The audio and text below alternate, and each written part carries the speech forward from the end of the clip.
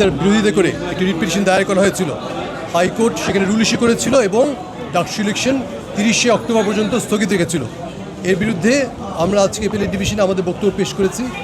এখানে আমরা বলেছি যে যেই গ্রাউন্ডে ওনার প্রার্থীতে চ্যালেঞ্জ করা হয়েছে সেটা সঠিক নয়। বলা হয়েছিল যে উনি নিষিদ্ধ সংগঠন, ছাত্র সংগঠনের সদস্য।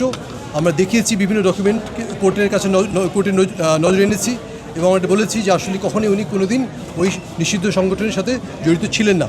এক্সট্রিম মশার কয়েল প্ল্যান্ট ফাইবার দিয়ে তৈরি, ডেঙ্গু, চিকুনগুনিয়া বাহি সহ যে কোনো মশার বিরুদ্ধে দেয় এক্সট্রিম সুরক্ষা। আদালত আমাদের এই বক্তব্য গ্রহণ করেছেন এবং আদালতের কাছে আমরা আবেদন করেছি এইগুলো বিষয়গুলো মোটামুটি ডিসপিউটেড কোয়েশ্চেন অফ ফ্যাক্ট এবং রিট পিটিশনটাই রক্ষণীয় না। এখানে রুল ইস্যু হয় না, সেখানে কীভাবে ডাকসু ইলেকশন স্টে হয়। আদালত আমাদের সাবমিশনগুলো অ্যাকসেপ্ট করে চেম্বার জাজ যে স্টে দিয়েছিল সেটাকে বহাল রেখেছে এবং বলেছে যে 30শে অক্টোবর পর্যন্ত এই স্টে বহাল থাকবে।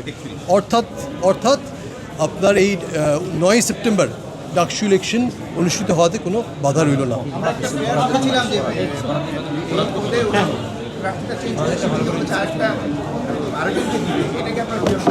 আমরা ওনার একটা মডিফিকেশনের দরখাস্ত করে মডিফিকেশনের প্রেয়ার করেছিল। ওনারা বলেছিল যেখানে একটা ইনকোয়ারি হওয়া উচিত যে উনি কি আসলেই এই নিষিদ্ধ সংগঠনের সাথে জড়িত ছিল কিনা।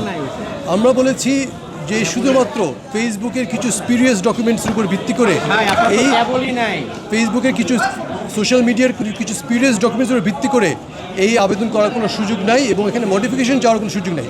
যেখানে মামলায় রুলই চলে না সেখানে কীভাবে মডিফিকেশন হবে। আদালত আমাদের এই সাবমিশনে গ্রহণ করেছে এবং এই আসন্ন ডাকসু নির্বাচনে ফরহাদের নির্বাচন করবার কোনো বাধা রইল না।